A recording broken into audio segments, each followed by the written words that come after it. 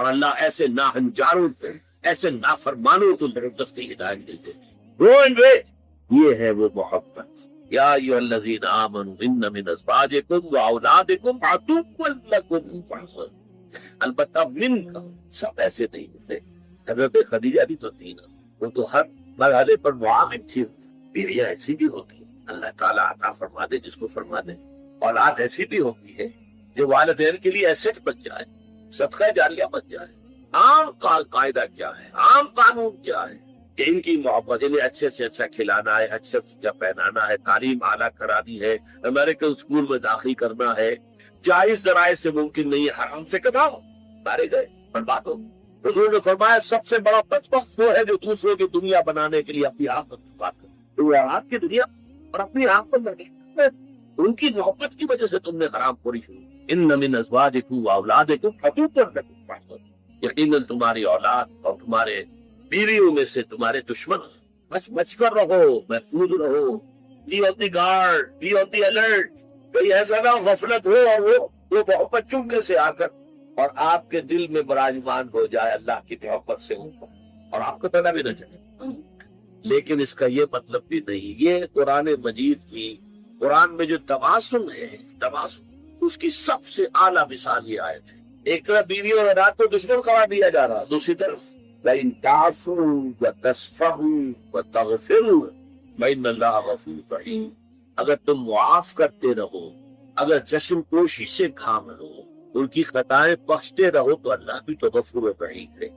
تین الفاظ ہم مان، یعنی یہ نہیں ہو جانا چاہیے کہ گھر کا معاملہ جو ہے وہ ایک جنگ کا نقشہ، جنگ کے میدان کا نقشہ پیش کر رہا، ہر وقت جو ہے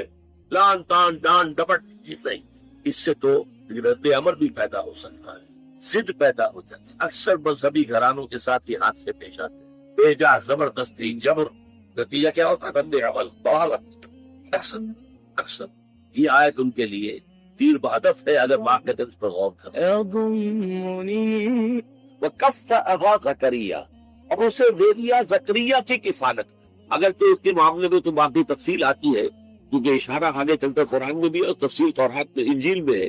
کہ ان کے لیے جب یہ طے ہو گیا کہ ہاں ٹھیک ہے، یہ بچی جو ہے حنا کی بیٹی کو ہم قبول کرتے ہیں اس معبد اور ہیکل کے خادموں کی حیثیت سے۔ حالانکہ ہمارے ہاں رواج نہیں تھا، ہم کسی لڑکی تو نہیں قبول کرتے تھے، لیکن اس کو قبول کرتے ہیں۔ وہ حضرت حنا کا بھی کیونکہ کوئی بہت ان کے ہاں یہ پایا ہوگا، مقام ہوگا کہ ان کی نیکی اور ان کی راست بازی کا، ان کے زہد اور تقویٰ کا، کہ ان کے لیے استثناء کر رہے ہیں، ہم نے قبول کر لیا۔ اب سوال پیدا ہوا یہ بچی کس کی کفالت میں رہے؟ اب جتنے بھی بڑے بڑے کاہن وہاں موجود تھے، ہر ایک چاہتا تھا کہ میں اس کی کفالت کروں گا، یہ میرے زیر تربیت رہے گی۔ اس کے بعد انہوں نے باقاعدہ پھر جو ہے قرآن اندازی کی، قرآن اندازی میں پھر حضرت یہ زکریہ کا نام نکل آیا، اور حضرت زکریہ جو ہے ان کے سگے خالو بھی تھے، حنا کی بہن ان کے گھر میں تھی۔ تو حضرت زکریہ کو اللہ تعالیٰ نے، اللہ فرما رہے ہم نے اسے کفالت میں دے دیا زکریہ کی، یعنی وہ تفصیل یہاں بیان نہیں کی گئی کہ کس طریقے سے ہوا ہے، وہ چونکہ قرآن اندازی کے ذریعے سے ہوا ہے، پھر اللہ کرتا ہے جس کے نام پر قرآن کیا کسلھا زکریا۔ یہ کہ اس لمبی داستان کو مختصر کرتے ہوئے بات ہو رہی ہے، ہم گویا کہ حضرت مریم بڑی ہو گئی ہے، سمجھدار ہو گئی ہے، ان میں شعور پیدا ہو چکا ہے، جوان ہے۔ لما دخل علیہا زکریا المحراب، حضرت زکریا نے ان کے لیے ایک علیحدہ محراب کہتے ہیں حجرے کو، جیسے کہ بعد آپ نے دیکھا مسجد یہ جو ہے بادشاہی مسجد، اس کے باہر جناب لائبریری بنی ہوئی، یہ سب حجرے تھے کہ کوئی درویش آئے یہاں پر رک جائے، کوئی فقراء آئے وہ یہاں پر قیام کر لے، تو یہ سارے اس طرح کا حجرہ جو ہے وہ حضرت مریم کے لیے ایک علیحدہ سے تعبیر کر دیا گیا ہیکل کے ساتھ۔ اور اس حجرے کے اندر جب بھی حضرت زکریا جاتے تھے، کلما دخل علیہ زکریا المحراب وجد عندها رزقا، وہ دیکھتے تھے کہ مریم کے پاس تو بہت عمدہ کھانے موجود ہیں اور بے موسم کے پھل موجود ہیں۔ اس میں رزق کی دو کی گئی ہے وضاحتیں، ایک تو ایک رزق سے مراد ہے علم، ذہانت، فطانت، حکمت، معرفت کے موتی، یہ ہے مانوی رزق، اس کو بھی اللہ تعالیٰ نے رزق قرار دیا ہے۔ ایک یہ کہ واقعتاً جو مادی رزق ہوتا ہے، پھل ہے، اور یہ بھی ہو کہ جو موسم ہے ہی نہیں ان کا وہ پھل موجود ہے وہاں پر، تو دونوں کا امکان موجود ہے، اس لیے کہ یہ ایک معجزے کی شکل میں بھی ہو سکتی ہے کہ اللہ تعالیٰ بہترین جو ہے پھل ان کو وہاں پر فراہم کرتے ہو۔ ایک یہ بھی ہے کہ ذہانت، فطانت، علم، معرفت، اس کی چیزیں جو دیکھتے ہو تو اس سے ان کو حیرت ہوئی۔ کلما دخل علیہ زکریا المحراب وجد عندها رزقا قال یا مریم انت لک ھذا، دونوں نے کہا بہت ہی تعجب انگیز انداز میں، اے مریم یہ چیزیں تمہیں کہاں سے ملتی ہے؟ قالت هو من عند اللہ، حضرت مریم نے جواب دیا یہ سب اللہ کی طرف سے، ان اللہ یرزق من یشاء بغیر حساب، یقیناً اللہ تعالیٰ دیتا ہے جس کو چاہتا بغیر حساب، جتنی چاہے دولت دے دے، جتنی چاہے ذہانت اور فطانت دے دے، جتنی چاہے کہ نیکی طبیعت کی نیکی عطا فرماتے، اللہ کی دین ہے۔ قرآن کا دعا زکریا ربہ، اب اس سے حضرت زکریا علیہ السلام یہ بھی نبی ہے، ان کے اندر جو ایک خوب سی پیدا ہوئی، اس لیے کہ بہت بوڑھے ہو چکے تھے۔ سورہ مریم میں تو آغاز ہی یہاں سے ہوتا ہے کہ جبکہ حضرت زکریا نے اپنے رب سے دعا کی تھی کہ پروردگار میں بوڑھا ہو گیا ہوں، میرا سر جو ہے سفید ہو چکا ہے، میری ہڈیاں کمزور ہو چکی ہے، اور اللہ نے اس وقت انہیں کو اولاد نہیں دی تھی، اور مجھے اندیشہ ہے میرے بعد کوئی وارث نہیں ہوگا کہ جو اس دین کی امانت کو اس طریقے سے حفاظت اس کی کر سکے جیسے کہ کرنی چاہیے۔ لیکن اس وقت ان کے دل میں ہوش سے اٹھی کہ اللہ تعالیٰ اگر اس بچی کے اوپر اتنا مہربان ہے، اس بچی کو اس نے وہ کچھ دیا ہے، یا علم دیا ہے، یا معرفت دی ہے، یا حکمت دی ہے، یا اللہ تعالیٰ جو ہے یہ بے موسم کے پھل اس کو یہاں پہنچا رہا ہے، تو اس کی اگر قدرت جو ہے مجھ پر بھی ہے، کچھ مہربانی ہو کر دے اللہ تعالیٰ، تو کیا بعید ہے کہ مجھے بیٹا عطا فرما دے اس بڑھاپے کی عمر پہ بھی۔ اس نے کہا دعا زکریا ربہ، اسی وقت اس کو ربالے کا ترجمہ انگریزی میں ہوگا دیر اینڈ دین، فصدق، ایک دعا جو ہے وہ ان کے قلب کی گہرائیوں سے ابھر کر آئی، اپنے رب کو انہوں نے پکارا، رب ہب لی من لدنک ذریۃ طیبہ، پروردگار مجھے بھی خاص اپنے خزانہ فضل سے، خزانہ فیض سے بڑی اچھی نیک صالح اولاد عطا فرما دے، انک سمیع الدعاء، یقیناً تو تمام دعاؤں کا سننے والا ہے۔ فنادت الملائکۃ وهو قائم یصلی فی المحراب، یہ محراب ہے خاص حضرت زکریا کی، اور پکارا انہیں حضرت زکریا کو فرشتوں نے، قائم یصلی فی المحراب، جبکہ وہ نماز میں کھڑے ہوئے تھے اس اپنے محراب میں، اپنے حجرے میں، ان اللہ یبشرک بیحییٰ مصدقا بکلمۃ من اللہ، اللہ تمہیں بشارت دیتا ہے یحییٰ کی، یعنی ایک بیٹا تمہارے یہاں ہوگا جس کا نام یحییٰ ہوگا، وہ تصدیق کرے گا اللہ کے کلمے کی۔ اللہ کے کلمے سے مراد حضرت مسیح علیہ السلام ہے، اس لیے کہ حضرت مسیح علیہ السلام کی وجود میں آنے میں جو باپ کا حصہ ہے وہ اللہ تعالیٰ کے کلمہ کن میں ادا کیا،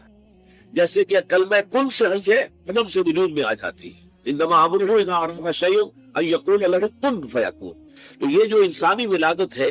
ظاہر بات ہے کہ اس میں ایک کا حصہ ہے، باپ کا حصہ ہے، وہ باپ کا حصہ کیونکہ یہاں نہیں تھا، لہذا یہاں پر اللہ تعالیٰ کا ایک خاص کلمہ جو ہے وہ اس کی جگہ پر کن، اس نے گویا کہ اس کی جگہ لی ہے، تو گویا کہ حضرت مسیح علیہ السلام خاص طور پر کلمۃ اللہ ہے، اللہ کا کلمہ ہے، تو وہ تصدیق کریں گے اللہ کے کلمے کی، وسیدن، اور وہ بڑے سردار ہوں گے، اونچے رتبے والے ہوں گے، وحسورن، اور بہت ہی نیک ہوں گے، مجرد رہیں گے، دنیاوی لذتوں سے، آسائشوں سے، شہوات سے کوئی سروکان نہیں ہوگا، نبی من الصالحین، اور وہ نبی ہوں گے صالحین میں سے۔ یہ ہے جو کہ خوشخبری حضرت زکریا کو مل رہی ہے جبکہ وہ نماز پڑھ رہے تھے اپنے محراب میں، اپنے اس حجرے کے اندر۔ اب دیکھیے یہاں یہ معاملہ سامنے آ رہا ہے کہ اگر تو خود دعا کی تھی، لیکن اس دعا کا ایک خاص وقت تھا کہ حضرت مریم پر جو بھی اللہ تعالیٰ کی رحمتیں اور اللہ کی طرف سے جو بھی انعامات کی بارش ہوئی تھی، اس سے طبیعت میں ایک دم جو ہے غیر اختیاری طور پہ وہ جوش پیدا ہوا، دعا کر لی، حالانکہ انتہائی خود بوڑھے ہو چکے تھے، ساری عمر بیوی جو ہے وہ باندھ رہی تھی، کوئی اولاد ہوئی نہیں، ساری اسی میں حال کے اندر دعا کرنے میں دعا تو کر لی، لیکن اب جب ان کو مل گئی ہے، خوشخبری مل گئی ہے، تو طبیعت کے اندر ایک اشکال پیدا ہو رہا ہے، یا یہ کہیے کہ اس پر یقین حاصل کرنے کے لیے اس کی توثیق چاہ رہے ہیں اللہ سے کہ واقعی یہ بات ہو جائے گی۔ غلام، کہا انہوں نے کہ پروردگار میرے کیسے بیٹا ہو جائے گا، جبکہ مجھ پر تو بڑھاپا مسلط ہو چکا ہے، وہ بنتی آخر، اور میری بیوی جو ہے ماں جو ہے سارے اپنے۔ قال كذلك الله يفعل ما يشاء، تو فرشتوں نے جواب دیا کہ اسی طرح ہوگا، اللہ تعالیٰ کرتا ہے جو چاہتا ہے، اس کو کسی قصائی کی ضرورت نہیں ہے، بلکہ اس کے لیے تو کلمہ کن کہہ دینا کافی ہے۔ قال فبأنى يكون لي غلام وقد بلغني الكبر وامرأتي عاقر، حضرت زکریا نے عرض کیا پروردگار میرے ہاں کیسے بیٹا ہو جائے گا جبکہ مجھ پر بڑھاپا مسلط ہو چکا ہے اور میری بیوی بانجھ ہے، تمام عمر بانجھ رہی ہے۔ قال كذلك الله يفعل ما يشاء، اللہ نے فرمایا، جب فرشتوں نے کہا کہ اللہ تعالیٰ ایسے ہی ہوگا، اللہ تعالیٰ جو چاہتا ہے کرتا ہے۔ قال رب اجعل لي، جیسے میں نے اس کو چھوا اور مجھے معلوم ہوا کہ ایک سخت سطح ہے یہاں پر ہے، یہ پرسپشن ہے میری، کانسیپشن کچھ اور ہے، تصور ذہن کے اندر نقشہ بن گیا. خدا کا تصور ہم قائم نہیں کر سکتے، لیکن خدا کے ساتھ ہمارا جو باطنی رشتہ ہے کہ اندر محسوس ہوتا ہے کہ ہے،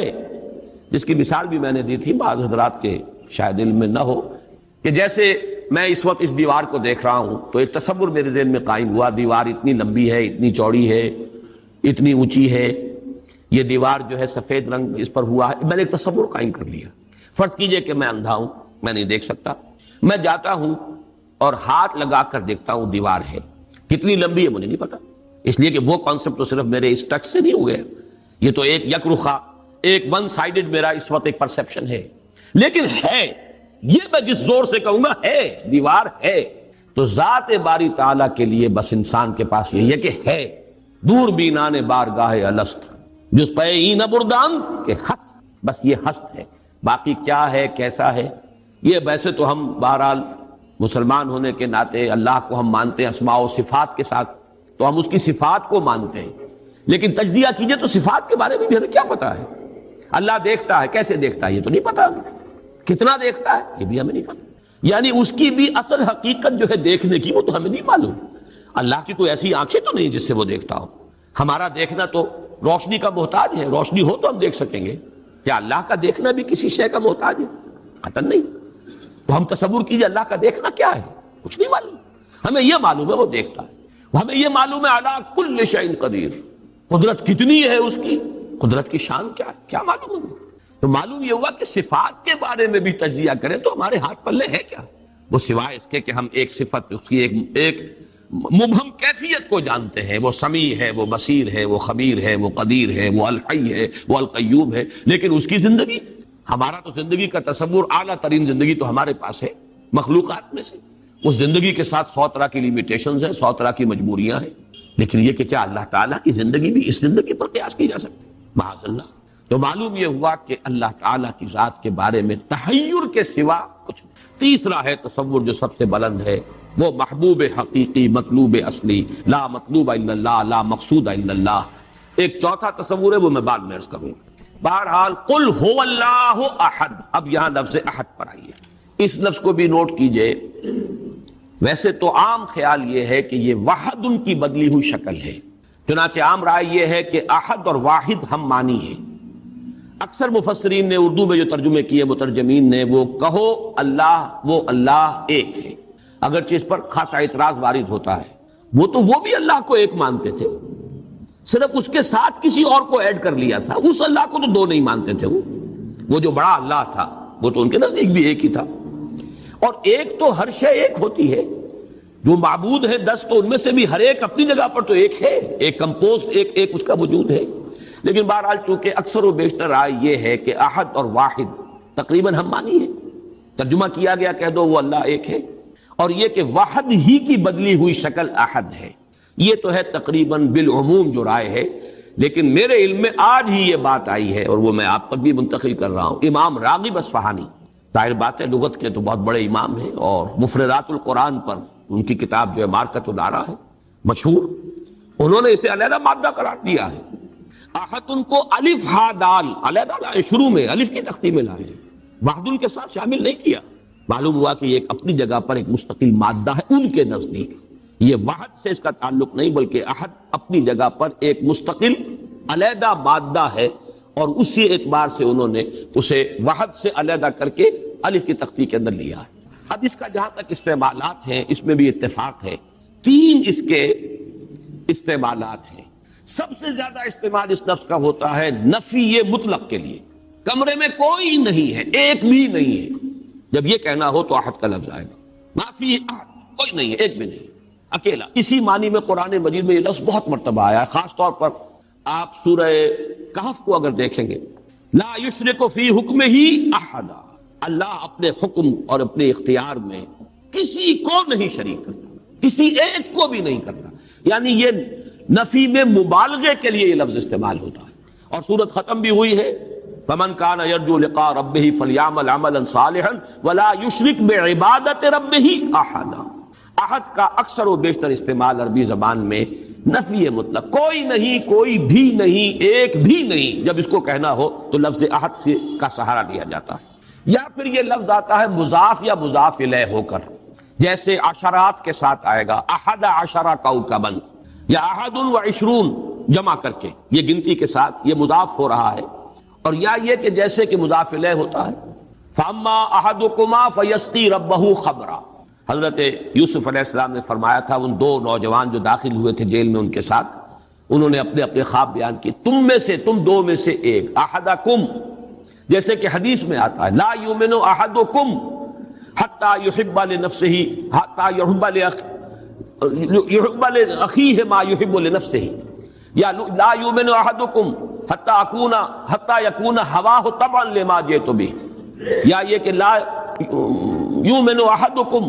حتی اکون احب الیہ من والدہ وولدہ والناس اجمعین۔ اب یہ تین احادیث آ گئی زبان پر، تو احدکم یہ گویا کہ مضاف ہو کر آ رہا ہے، اس طریقے سے یہ لفظ مضاف ہو کر یا مضاف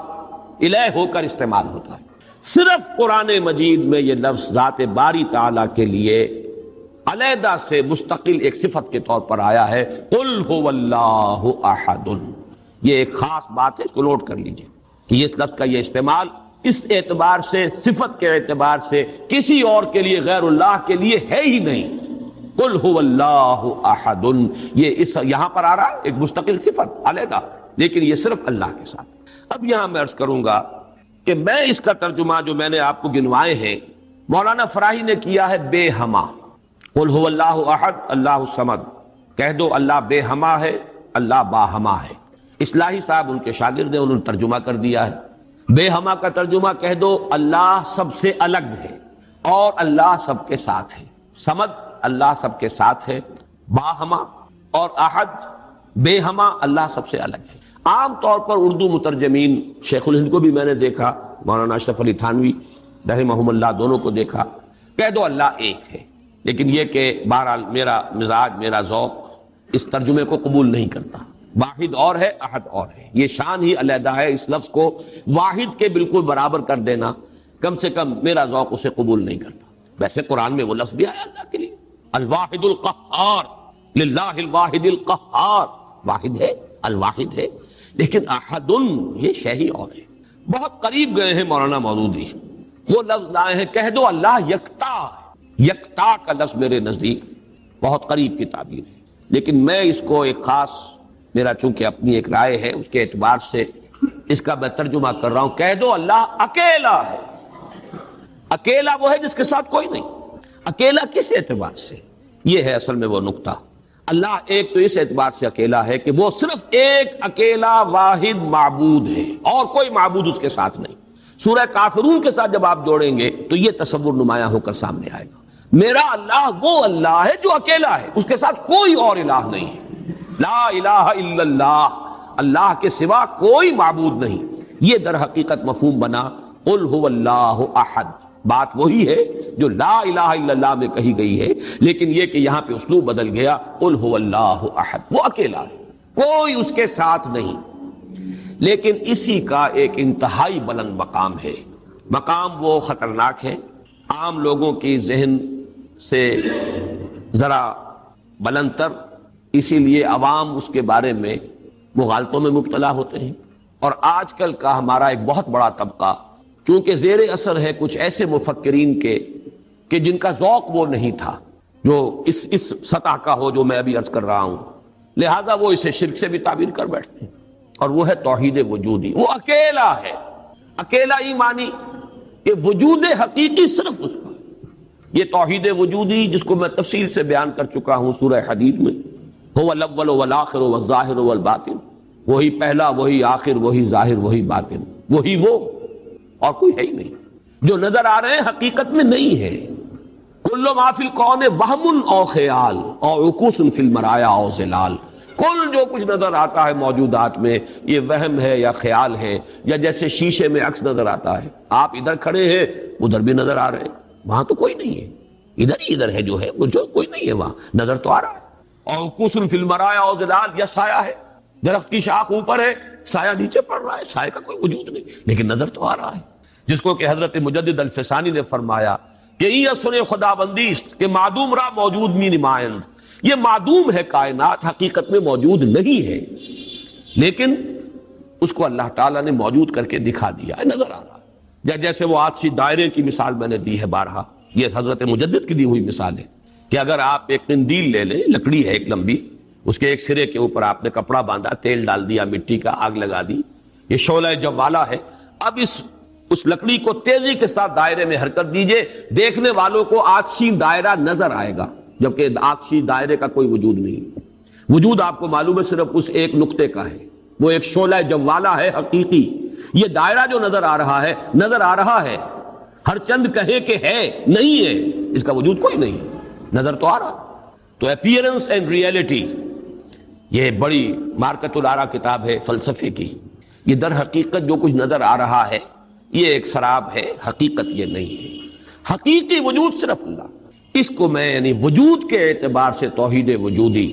یعنی میں نے جو ابھی گنوایا تھا، لا معبود الا اللہ، لا مطلوب الا اللہ، لا مقصود الا اللہ، لا محبوب الا اللہ، لا موجود الا اللہ، یہ وہ توحید وجودی ہے۔ شاہ ولی اللہ دہلوی رحمۃ اللہ علیہ فرماتے ہیں کہ یہ ہے توحید کی بلند ترین منزل، اور یہاں آ کر وحدت الوجود اور وحدت الشہود ایک ہو جاتے ہیں، ان میں کوئی فرق نہیں، تعبیر کا فرق۔ کیونکہ میری یہ رائے ہے، لیکن یہ فلسفے کا مسئلہ ہے، میں اس کو بیان نہیں کرنا چاہتا۔ قرآن مجید میں یہ مسئلہ یا سورہ حدید کی اس آیت میں آیا ہے، قرآن سے باہر سے بات نہیں کر رہا ہوں، لیکن یہ کہ ہر شخص کے ذوق کی چیز نہیں ہے، ہر شخص کا یہ نہ مزاج ہے، نہ ذوق ہے، نہ اس میں استعداد ہے، نہ صلاحیت ہے کہ ان مسائل پر غور کریں۔ تو میں یہ نہیں چاہتا کہ لازماً آپ میری اس رائے سے اتفاق کریں،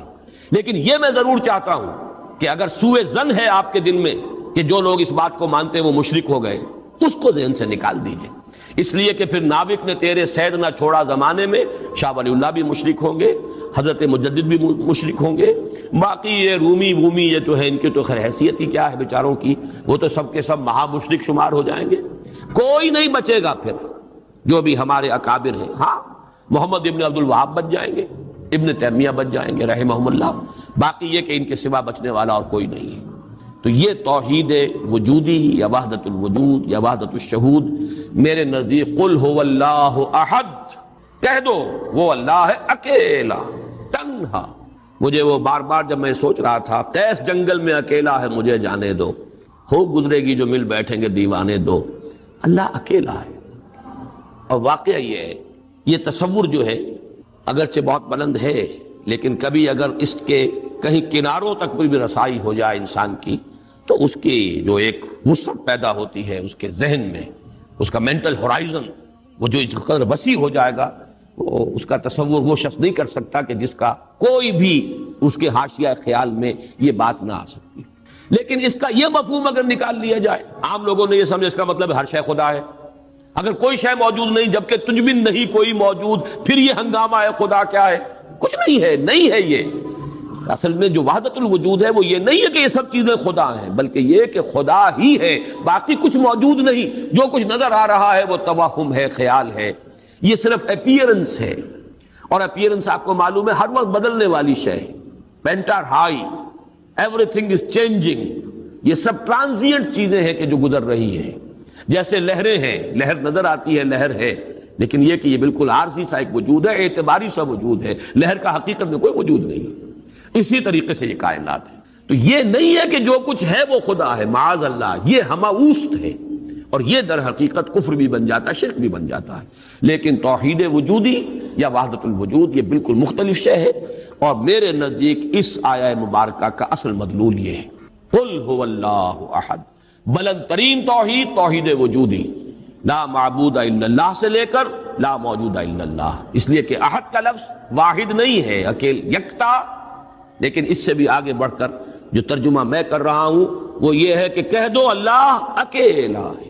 کوئی اس کے ساتھ نہیں۔ جیسے کہ غالباً حضرت بایزید بستامی کے بارے میں آتا ہے کہ ان کی محفل تھی تو ان کا کوئی مرید جو تھا اس نے ایک عجیب کیفیت ہوتی ہے انسان کی، اس کیفیت میں ایک جملہ کہا، وہ بھی